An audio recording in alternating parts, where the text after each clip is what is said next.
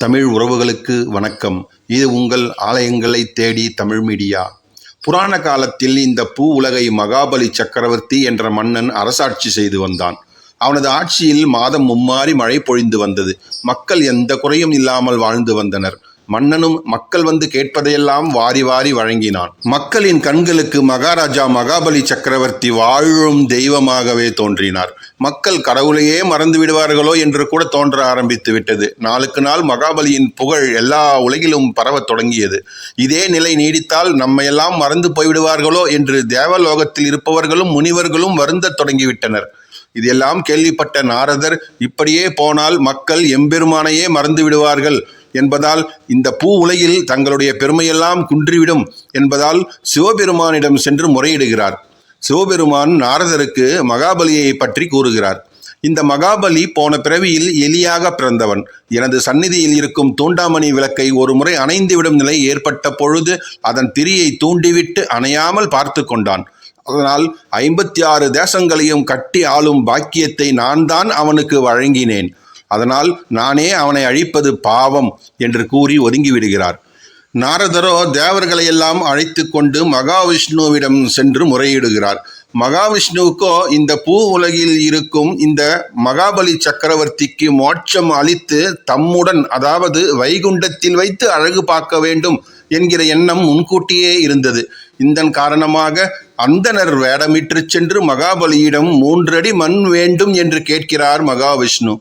அப்படியே ஆகட்டும் என்று வழங்கினான் அந்த மன்னன். மகாவிஷ்ணு முதல் அடியை பூமியாகவும் 2வது அடியை ஆகாயமாகவும் அளந்துவிட்டு 3வது அடியை எங்கு வைக்க வேண்டும் என்று கேட்க தனது சிரசையே காண்பித்தான் மகாபலி சக்கரவர்த்தி. மகாவிஷ்ணுவின் பாதம் மன்னனின் தலையில் பட மண்ணுக்குள் மறைந்தான் மன்னன். ஆனால் மகாபலி செய்த தர்மத்தை எண்ணிய தர்ம தேவதை மகாவிஷ்ணுவின் காலை பற்றி கொண்டு கண்ணீர் விடுகிறாள்.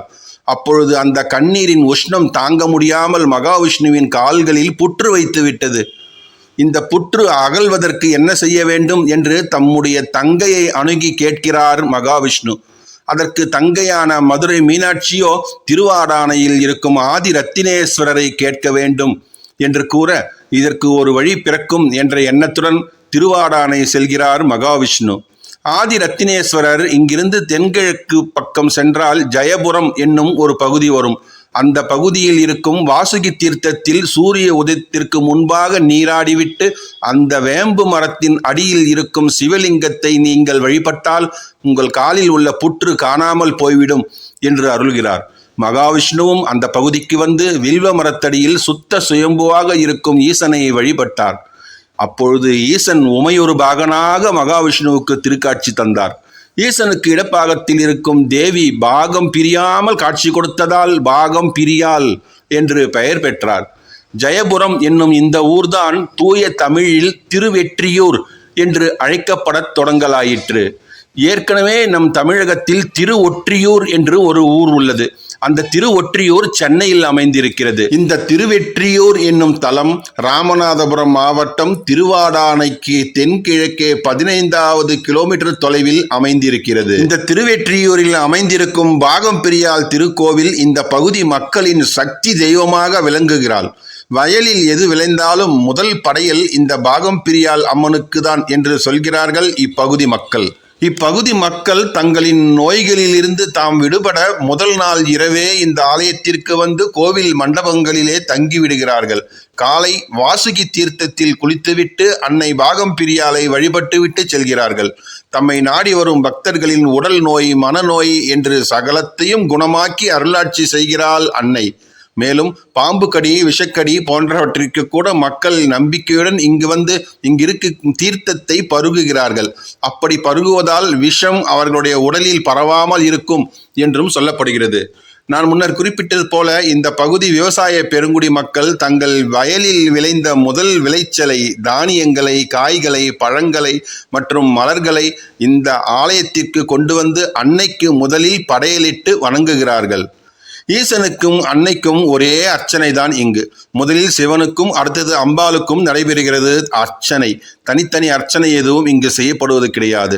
இந்த ஆலயம் காலை 6 மணி முதல் பகல் 12 மணி வரையிலும், மாலை 4 மணி முதல் இரவு 8 மணி வரையிலும் நடை திறக்கப்பட்டிருக்கும். தீராத நோய்களையெல்லாம் தீர்த்து அருள்வதால் இத்தலத்து அன்னையான பாகம் பிரியாலை இப்பகுதி மக்கள் மருத்துவச்சி அம்மன் என்றும் அழைக்கிறார்கள். குறிப்பாக இந்த பகுதியில் யாருக்கேனும் பாம்பு அல்லது விஷபூச்சிகளால் கடிபட்டு விட்டால் அவர்களை இந்த ஆலயத்திற்கு கொண்டு வந்து அவர்களை கோவிலுக்கு எதிரே உள்ள வாசுகி தீர்த்தத்தில் முழுகச் செய்து ஆலயத்தின் மண்டபத்தில் படுக்க வைத்து அம்பிகைக்கு அபிஷேகம் செய்த தீர்த்த பிரசாதத்தை கொடுக்கிறார்கள். தற்பொழுதும் இந்த வழக்கம் நடைமுறையில் உள்ளது. பாதிக்கப்பட்டவர்களை இந்த தீர்த்த குளத்தில் அமுக்கி குளிக்க வைப்பதால் அமுக்கி போட்டா சரியா போகும் என்ற சொல் வழக்கு இந்த பகுதியில் இன்றளவும் இருக்கிறது. இந்த கோவிலில் வியாழக்கிழமை இரவு தங்கி வெள்ளிக்கிழமை காலையில் கோவில் முன்னுள்ள வாசுகி தீர்த்தத்தில் நீராடி அன்னை பாகம் பிரியாலையும் பழம்பொற்று நாதர் என்று அழைக்கப்படும் வல்மீகி நாதரையும் வழிபடுவதால் தோல் நோய்கள் விஷக்கடிகள் எல்லாம் நீங்கும் என்பது ஐதீகம். இத்தலத்து அம்பிகையை வணங்கி தீர்த்தம் பருகினால் புற்றுநோய் கூட குணமாகி விடுகிறது என்று சொல்கிறார்கள் இப்பகுதி மக்கள். பெண்களின் பிரச்சனைகளுக்கான பிரதான பிரார்த்தனை தலம் இது. திருமணம், குழந்தை பாக்கியம், ஆரோக்கியம் என்று எதற்காக வேண்டிக் கொண்டாலும் அந்த வழிபாடு அப்படியே நிறைவேறி விடுகிறதாம். இங்கு வந்து வழிபடும் பக்தைகள் தங்கி வழிபடுதல் என்னும் சடங்கை செய்கிறார்கள். வியாழக்கிழமையன்று மாலையில் அம்பிகையை வணங்கிவிட்டு அன்று இரவு இந்த கோவிலிலேயே தங்கிவிடுகிறார்கள். மறுநாள் வாசுகி தீர்த்தத்தில் நீராடிவிட்டு வீட்டிற்கு திரும்புகிறார்கள். தென் மாவட்ட மக்களுக்கு கலங்கரை விளக்காக திகழும் அன்னை பாகம் பிரியால் திருக்கோவிலின் ஸ்தல வரலாறு, சிறப்புகள் ஆகியவற்றை உங்களுக்கு வழங்கிய மகிழ்ச்சியில் விடைபெறுகிறேன். இந்த காணொளி உங்களுக்கு பிடித்திருந்தால் லைக் பண்ணுங்க, ஷேர் பண்ணுங்க, மறக்காம உங்கள் கருத்துக்களை கமெண்ட் பாக்ஸ்ல கமெண்ட் பண்ணுங்க. நன்றி, வணக்கம்.